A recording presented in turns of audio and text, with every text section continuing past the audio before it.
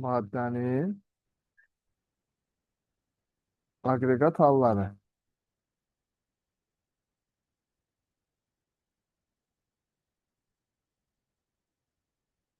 Maddenin kimyadan da bilirsiniz 3 agregat halı var. Bunu en çok suda bilirsiniz. Tuz, su, buhar.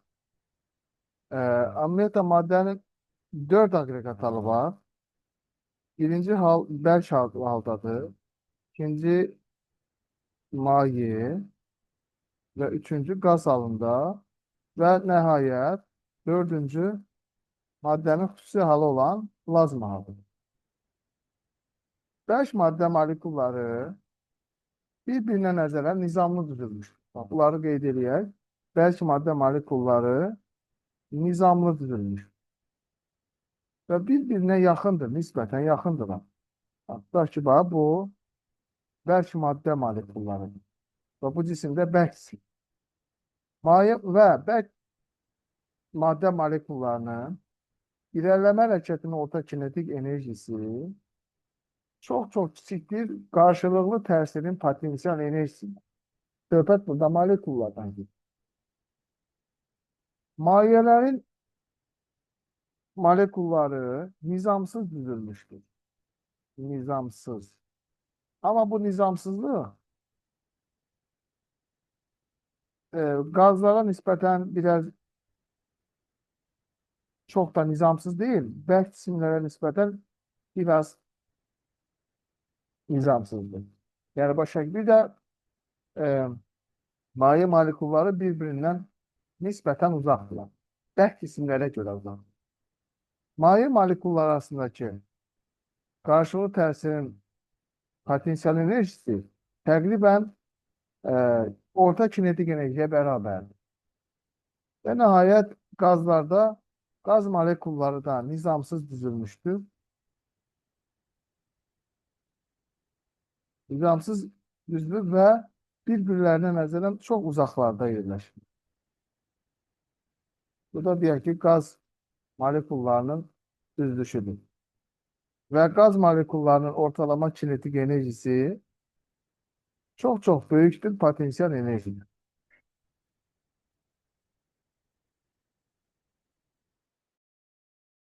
Bir dakika özür istəyirəm. Madde maddenin xüsusi halıdır. Maddenin xüsusi halı olduğuna göre bu aslında bir gazın bir növüdür. Sadece buna deyirlər iyonlaşmış gaz. İyonlaşmış gaz. Deməli, qismən və ya tamamilə iyonlaşmış qaza plazma dedik. Bu bölmədə plazmadan biz danışmayacağıq. Maddənin aqreqat hallarının dəyişməsindən danışacağıq.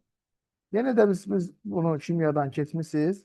Ona baxmayaraq yenə də mən sizə burada təbii ki, onları izah edəcəm. Deyək ki, maddə bərk haldadır. Bərk. Buraya yazaq maye. Maye. Və burada yazaq gaz. Gaz halında olan madde, maye halında olan madde, bir de bərk halda olan madde. Maddenin bərk haldan maye halına keçmə prosesinə ərimə deyirik şagirdlər. Məsələn, buzun əriməsi. Maye haldan bərk hala keçməsinə isə kristallaşma deyirik. Kristallaşma. Məsələn, suyun donması. Maddenin maye halından qaz halına keçməsinə fizikada buna deyirlər buxar əmələ gəlmə. Buxar əmələ gəlmə. Əks prosesə isə biz kondensasiya deyirik.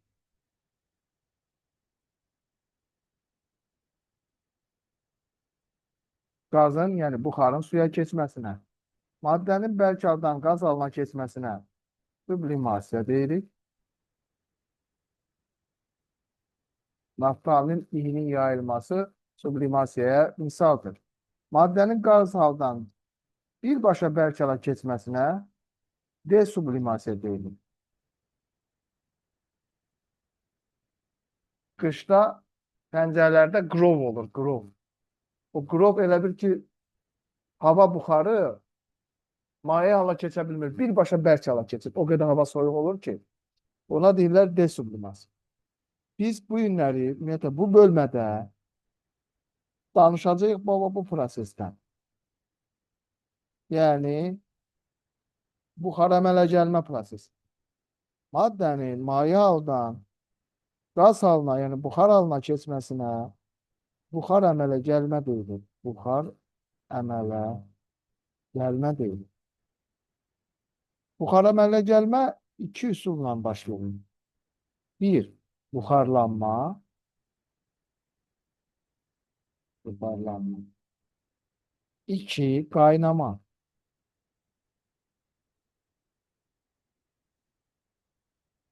Buxarlanma nədir? İstənilən temperatur deməyək, müəyyən bir temperaturda, yəni o hər hansı bir temperatur ola bilər. Şərt deyil ki, illa 100 dərəcə olsun, 20 dərəcə olsun, fərqi yoxdur. Təzyiqi dəyişdikdə buxarlanma da dəyişə bilir. Ona görə də deyə bilirik ki, müəyyən temperaturda mayenin açıq səthindən molekulların kənara çıxma hadisəsi buxarlanma adlanır. Ya da belə deyirlər ki, mayenin səthində baş verən buxar əmələ gəlmə prosesinə buxarlanma deyilir. Baxın, dəyərli dostlar, burada bir qabımız var və bu qabın içində maye, daha doğrusu su var. Əgər bu suyun temperaturunu biz artırsaq, yəni buna istilik miqdarı verilsə, bu su molekulları orta kinetik enerjiləri artacaq və Arximed qüvvəsinin təsiri ilə bunlar mayenin səthində toplanacaq. Bu molekullar mayenin səthində toplanacaq. Biz enerjini biraz da çox versək, molekullar cazibəyə üstün gələrək suyun səthini tərk edəcəklər və burada bir buxar əmələ gətirəcəklər. Təsvir elədiyim bu hadisə buxarlanma adlanır. Buxarlanmanı hər kəs görür. Məsəl üçün, qaynar çay stəkana tökdüyün zaman oradan bir tütün çıxır, bir havaya oxşar bir şey çıxır. Həmin o buxarlanmadır. Və buxarlanma mayenin açıq səthində baş verir. Buxarlanan molekullar hansı molekullardır? Orta kinetik enerjisi çox olan molekullardır. Buxarlanmanın sürəti deyə bir kəmiyyət var. Ondan sizə danışmaq istəyirəm. Buxarlanmanın sürəti.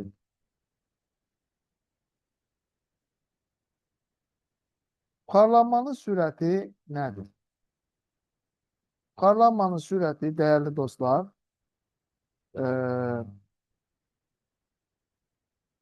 vahid zamanda buxarlanmanın sürəti, vahid zamanda mayeni tərk edən molekulların sayına buxarlanmanın sürəti deyirlər. Mən bunu düstur kimi deyirəm, elə bir düstur yoxdur, özümdən çıxartmışam. Buxarlanmanın sürəti bərabərdir vahid zamanda mayeni tərk edən molekulların sayına. Buxarlanmanın sürəti 6 amildən asılıdır. Onları bir-bir yazıb, sonra bir-bir izah edəcəm. 1. Asılıdır mayenin növündən. Mayenin növündən. Mayenin növündən. Sonra asılıdır mayenin temperaturundan. Mayenin temperaturundan. Sonra asılıdır hava cəryanından, yəni küləyin təsirindən. Küləyin təsirindən. Buna bəzən hava cəryanı da deyirlər. Hava cəryanı.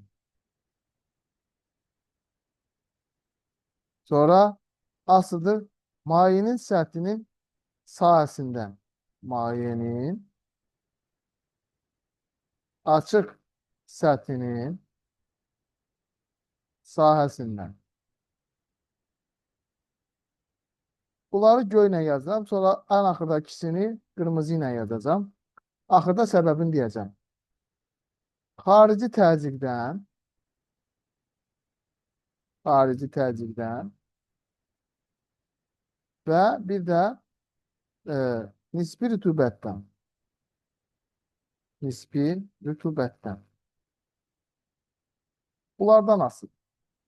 İndi ekranı paylaşımını durduraq. Görək durdura bilirik ki. Həm bu olsun. Hə. İndi də kameranı açaq. Hə. İndi burada bir balaca danışmaq istəyirəm. Dərsimiz biraz dərsə oxşasın deyə kameranı açıram və sizə bunları, bu 6 dənə bəndi izah eləməyə çalışacağım. Birincisi, mayenin növündən asılı nə deməkdir? Məsələn, mayelər müxtəlifdə var, yağ var, su var, spirt var və s. Mayenin növü dəyişəndə buxarlanmanın sürəti də dəyişir. Məsəl üçün, yağ suya nəzərən tez buxarlanır. Spirt suya nəzərən tez buxarlanır. Yəni, buxarlanmanın sürəti mayenin növündən asılıdır. Növdən növə dəyişəndə buxarlanmanın sürəti də dəyişir. İkinci, mayenin temperaturundan asılıdır. Mayenin temperaturundan asılı olmaq yəqin ki, hər kəsə məlumdur. Temperatur artdıqca buxarlanmanın sürəti də artır. Çünki oradakı molekulların ortalama kinetik enerjisi artır. Qışda da, yayda da yağış yağır bəzən. Qışda daha çox yağır. Və yollarda boş olan hissələrdə, boşluqlarda gölməçələr yaranır. O gölməçələrdə su qalıqları toplanır. Və o gölməçələr yayda daha tez quruyur. Qışda daha gec quruyur. Səbəbi odur ki, yayda buxarlanmanın sürəti çoxdur, temperatur çox olduğuna görə. Qışda isə temperatur az olduğuna görə buxarlanma az gedir və gölməçə daha gec quruyur. Küləyin təsiri nədir? Ekranımızda, yəqin ki, ekran paylaşımında görürsünüz. Burada buxar buludu var. O buxar buludu bu maye üzərinə təzyiq yaradır. Buraya yazaq təzyiq. Bu təzyiq qoymur ki, yeni molekullar buxarlansın. Yeni molekulların buxarlanması üçün biz təzyiqi oradan aradan qaldırmaq lazımdır. Bu məqsədlə biz küləkdən istifadə edirik. Bax, bu külək, bu təzyiqi, bax, bu buxarı silir, aparır. Bax, burada çəkir. Bax, buradan sildi, apardı bu buxarı. Aparandan sonra yeni molekulların buxarlanması üçün zəmin yaranır. Aydındır mı? Deməli, külək nə qədər çox olsa, buxarlanmanın sürəti də bir o qədər çox olacaq. Deməli, buxarlanmanın sürəti küləyin təsirindən də asılıdır. Küləyin təsiri. Paltar fikir vermişsiniz, paltar iki cür havada tez qurulur. Bir, küləkli havada, iki, günəşli havada. Günəşli havada ona görə tez quruyur ki, buxarlanmanın sürəti, temperatur çoxalır, molekulların sürəti artır və mayeni daha tez tərk edə bilirlər. Paltarı, yaş paltardan daha çox kənara çıxa bilirlər. Bir də küləkli havada da yenə küləyin təsiri ilə buxarlanmanın sürəti intensivləşir və paltar tez quruyur. Paltarın tez qurulmağı nə deməkdir? Paltardakı yaş molekulların paltarın səthini tərk etməsidir. Buna deyirik biz buxarlanmanın sürəti. Və mayenin açıq səthindən. Çayın əlbəttə tökənləriniz var arada, tez soyusun deyə. Tez soymaq nə deməkdir? İsti buxar molekulları mayenin səthini tərk edirlər. Və nəticədə daha soyuq molekullar qalır mayenin daxilində.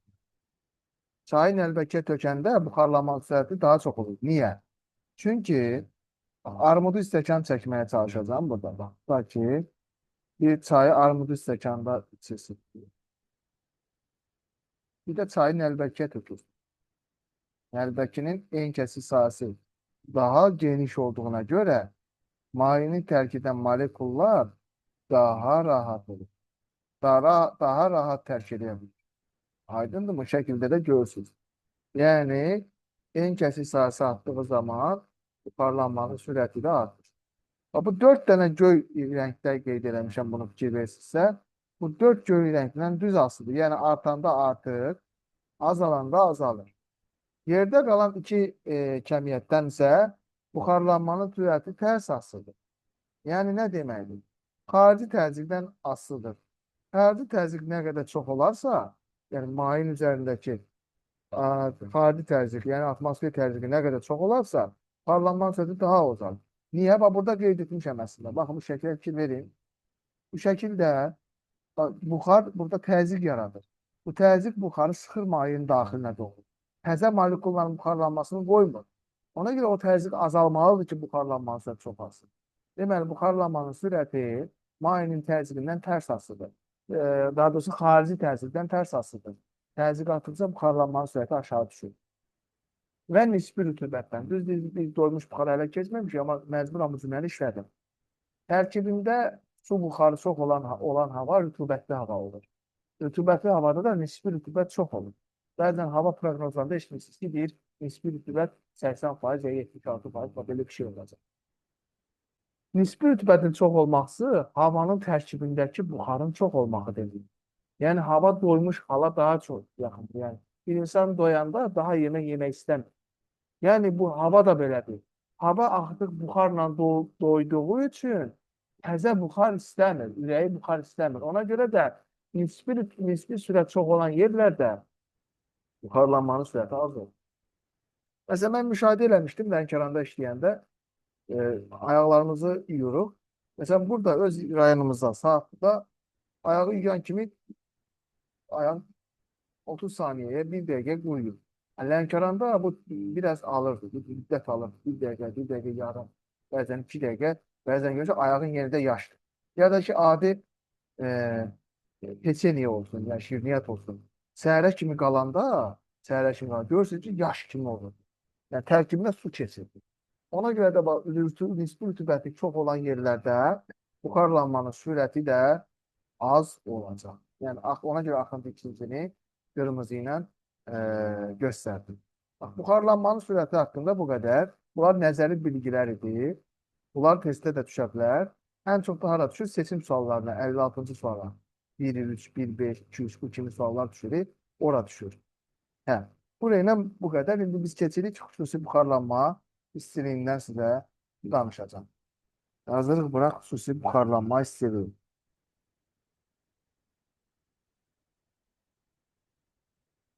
Xüsusi buxarlanma istiliyi. Xüsusilər hamısı 1 kiloqram ayır.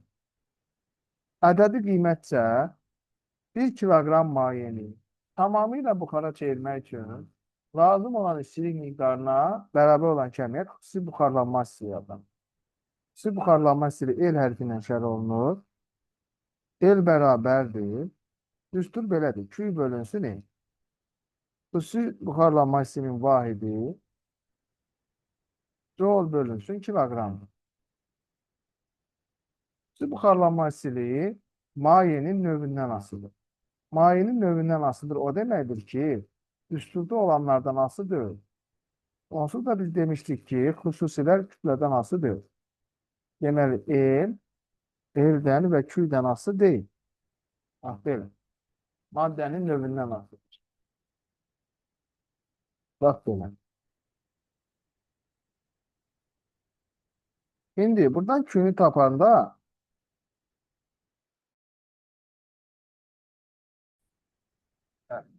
burada Q isə buxarlanma istiliyidir.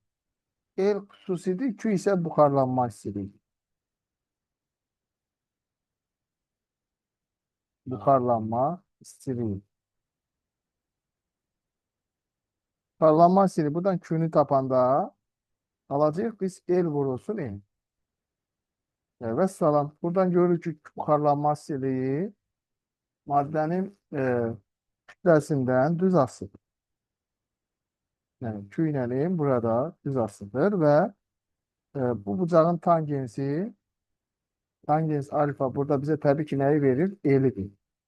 Yəni buxarlanma istiliyinidir. Bax belə. Sonra buxarlanmanı keçəndən sonra biz artıq dərsimizin ana başlığı olan doyan və doymayan buxara keçə bilərik.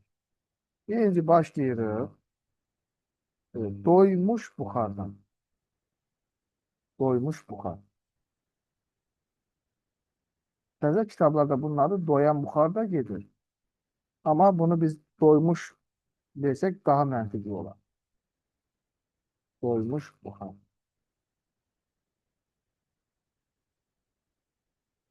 Doymuş buxar ümumiyyətlə sizdə təsəvvür yaransın deyə deyirəm.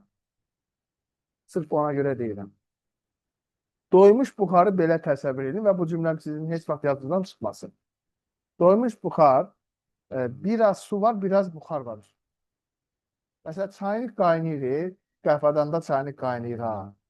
Çaynik qaynayanda qapağını açırsınız, üzə par vurur, buxar vurur. Həmin o buxar doymuş buxardır. Amma yadınızdan çıxsa, çaynikdəki su tamamilə buxarlansa, açıb baxsınız ki, orada 1 qram su qalmayıb, o doymayan. Yəni, bax, belə təsəvvür edin ki, baxın, əvvəla bunu buradan mütləq qeyd edeyim, sonra dərsimizi davam edək. Çünki sizdə bir anlayış formalaşsın. Və bu deyək ki, qabdır, silindrik qabdır və silindrik qabın içində maye və onun buxarı var. Bu da porşenlə çərçiz olunur. Porşen sərbəst şəkildə yuxarı və ya aşağı nə edə bilir? Hərəkət edə bilir. Din toplumda da belə qeyd edirlər. Əgər burada biraz maye, bu dalğalı xətdən mayeni göstərirəm, nöqtə-nöqtə olanla da buxarı göstərir. Bax, bu birinci şəkildə çəkdiyim buxar doymuş buxardır. Doymuş buxar haqqında təbii ki, mən danışacağım. Hələlik ilkin təsəvvür olsun deyə deyirəm. Doymuş buxardır, dəyərli dostlar. Hamısı əgər buxardırsa, bu da doymamış buxar. Təzə kitablarda doymayan buxar gedir. Yenə də bu söz, doymamış sözü daha yaxşı. Doymayan o deməli ki, açansa doya bilər də. Buna görə o cümlə sıxıntılı cümlədir. İndi sizə doymuş buxarın nə olduğunu deyəcəm. Birinci şəkildə doymuş buxarın nə olduğunu deyəcəm. Bax, silindrik sabitdir, yəni həcmi sabit saxlamışıq. Və buradan eyni zamanda mayeni tərk edən molekullar olur. Qırmızı oxlarla onları göstərirəm. Mayeni tərk edən molekullar. Tutaq ki, vahid zamanda mayeni en sayda molekul tərk edir. Onu mən qeyd edirəm, en tərk. Və həmin vaxt ərzində də gedib bu soyuq silindrə dəyir, molekul soyuyanda kondensasiya edir axı. Mayenin, buxarın maye çevirmə prosesində kondensasiya edirlər. Kondensasiya maye buxar soyuyanda olur. Soyuq molekullar bu silindrdən dəyib geri qayıdırlar. Geri hara qayıdırlar? Təbii ki, mayenin səthinə qayıdırlar. Qayıdan molekulların da adını qoyaq. En qayıdan. Bax, tərk edən molekulların sayı təqribən maye qayıdan molekulların sayına bərabər olanda buna deyirlər dinamik tarazlıq. Dinamik tarazlıq. Öz mayesi ilə bu cür dinamik tarazlıqda olan buxara isə doyan buxar deyirlər və ya doymuş buxar deyilir. Tərifi təkrar edirəm. Öz mayesi ilə dinamik tarazlıqda olan buxara doymuş buxar deyilir. Doymuş buxarın xassələrindən danışaq. Doymuş buxarın xassələri.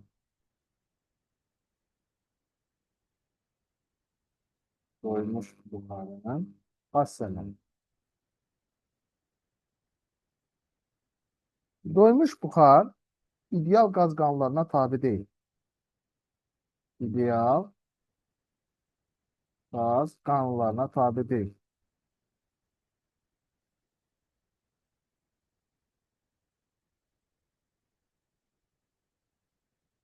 Yəni, MKN-də istifadə etdiyimiz düsturlar ki var ki, PV-dən tərs asıydı, məsələn, ROV-dən tərs asıydı. Onlar burada keçərli deyil. Yəni, doymuş buxar üçün MKN-də keçdiyimiz düsturlar keçərli deyil. Onlar üçün keçərli olan xüsusi qaydalar var. Biz indi ispat edəcəyik ki, doymuş buxarın təzyiqi sıxlığı və hətta konsentrasiyası e, həcmdən asılı deyil.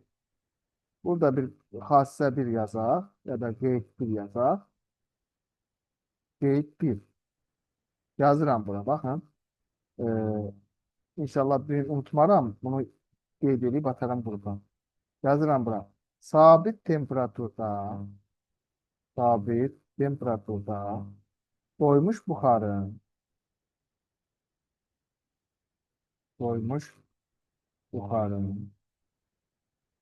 təzyiqi peynə çevrilir. Sıxlığı, sıxlıqla oynamış olmuş və konsentrasiyası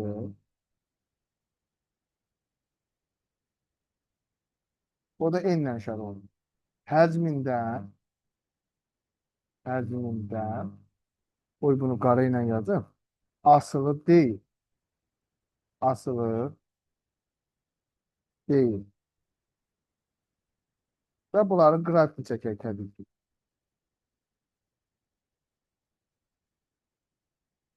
Buraya yazırıq P-nin V-dən. Buraya yazırıq Rho-nun V-dən. Və buraya yazırıq N-in V-dən. Demək, asılı deyil. Hansı temperaturda? Sabit temperatur.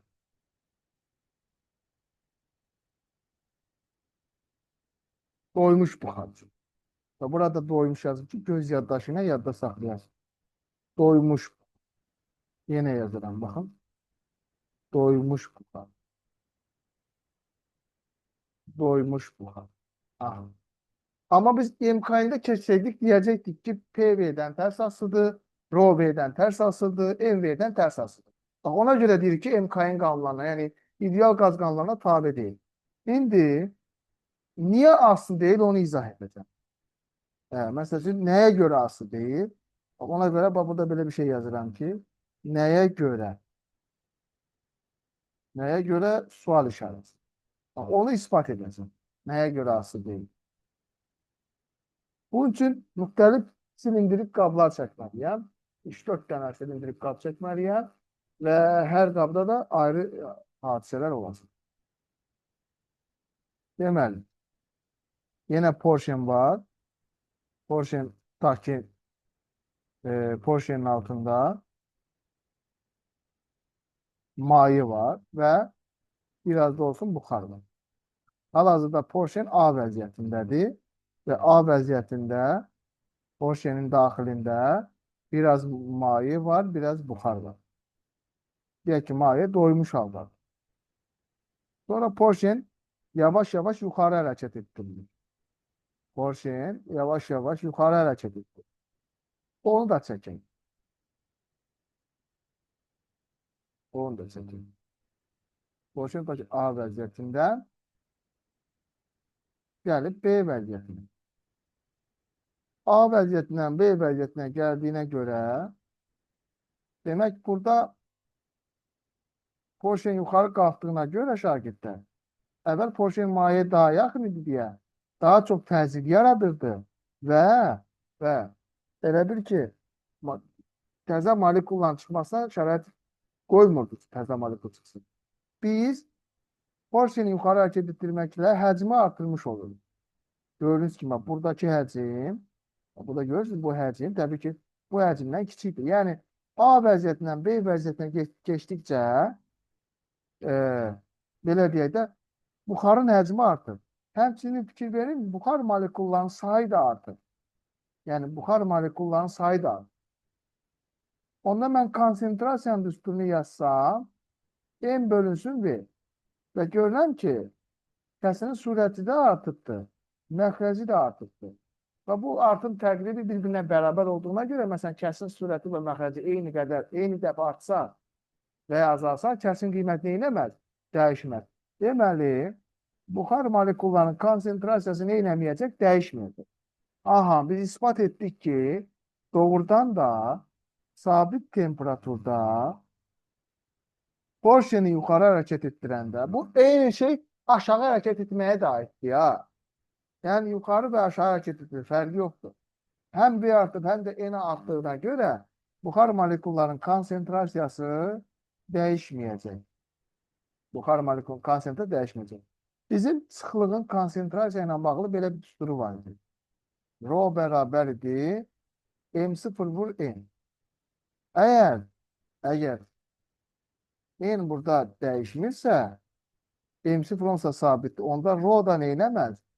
Dəyişməz. Və ya belə də deyə bilərik. Baxın, belə də ispat edə bilərik. Baxın. Rho bərabərdir. M bölünsün V-dir. M-in yerinə mən yazaram M0 vur N böl V. Və görürəm ki, porsiyon yuxarı qalxdıqca say da artır, həcm də artır. Onda rho sabit qalacaq. Deməli, konsentrasiya ilə bərabər buxarın sıxlığı da nə oldu? Sabit oldu. Bunu da ispat etdik. Hansı temperaturda? Sabit temperaturda. Sonra üçüncü qayda təzyiqimiz qaldı. Onu ispat etməliyik. Orada P bərabərdir. NKT-yə görə P bərabər NKT-yə görə P bərabər NKT-yə görə temperaturu biz özümüz başlanğıcda sabit vermişik. Konsentrasiya K zaten sabitdir. Az əvvəl qeyd etdik ki, konsentrasiya da nədir? Sabitdir. Deməli, bunların hamısı sabitdir. Deməli, təzyiq də sabit oldu. Deməli, sabit temperaturda doymuş buxarın sıxlığı, konsentrasiyası və təzyiqi nə olur? Sabit olur. Nəyə görə olduğunu, bax, burada ispat etmiş olduk.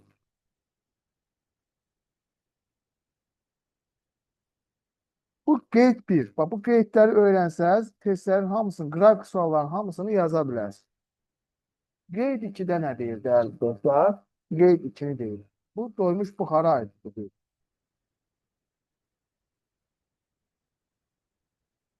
Qeyd 2.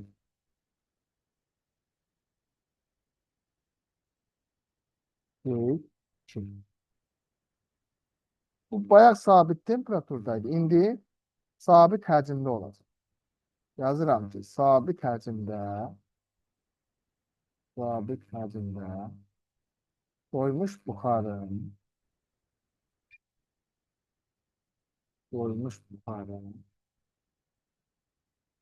təzyiqi, sıxlığı və konsentrasiyası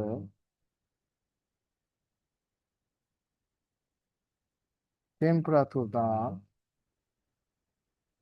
kəskin asılıdır.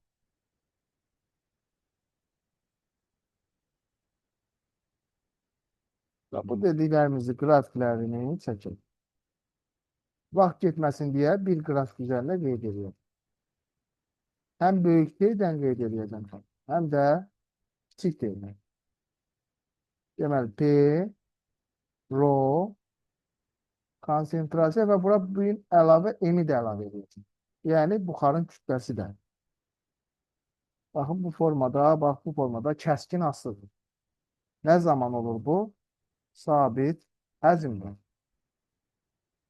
Bu böyük tek Kelvin şkalasındakı temperaturdur. Bunu Celsius şkalasındakı temperaturla da deyə bilərik.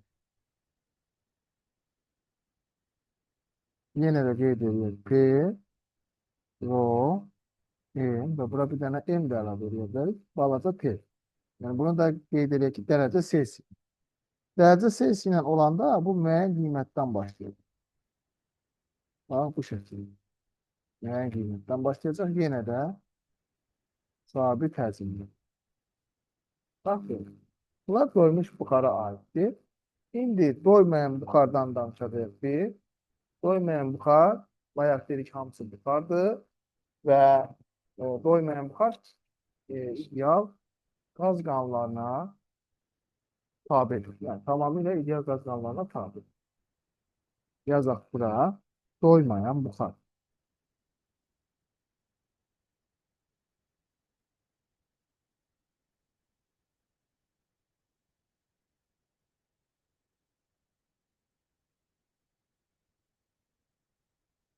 Doymayan buxarı, doymuş buxardan sonra doymayan buxar gəlir. Bunu necə çevirmək olar? Sabit temperaturda ya da doymayan buxarın tərifini yazar. Sonra keçərik izah edir. Bayaq porsiyendə dedik ki, tərk edən molekulların sayı maye qayıdan molekulların sayına bərabərdir. Doymayan buxarda isə bu belə deyil. Bir müddət sonra mayeni tərk edən molekulların sayı çoxalır. Məsəl üçün deyək ki, 3 vur 10 üstü 20 sayda molekul mayeni tərk edibsə, ki, bunun az bir hissəsi mayeye qayıdır. Və biz buxarlanmanı davam elətdirsək, artıq bir müddətdən sonra burada maye qalmayacaq. Tamamilə buxar olacaq. Yəni, dinamik tarazlıq pozulacaq. Yəni, burada tərk edənlərin sayı fərqli olacaq qayıdanların sayı. Yəni, dinamik tarazlıq olmayacaq. Dinamik tarazlıq pozulacaq. Öz mayesi ilə dinamik tarazlıqda olmayan buxara doymayan buxar deyirlər. Təkrar edirəm. Öz mayesi ilə dinamik tarazlıqda olmayan buxara doymayan buxar deyirlər. Doymamış buxar əvvəlki kitablarda isə adı belə idi. Doymamış buxar. Doyan buxar, doymamış buxar. Doymuş, doymamış. Belə. Bu formada da deyərik. Doymayan buxar ideal qaz qanunlarına tabidir. Yəni, doymayan buxarı ideal qaz hesab etmək olar. İdeal qaz hesab etmək olar. Yəni, ideal qazdakı xassələri bura şamil etmək olar. Bax, belə. İndi dərsimizin ikinci hissəsində doymamış buxarın xassələrindən biz danışacağıq.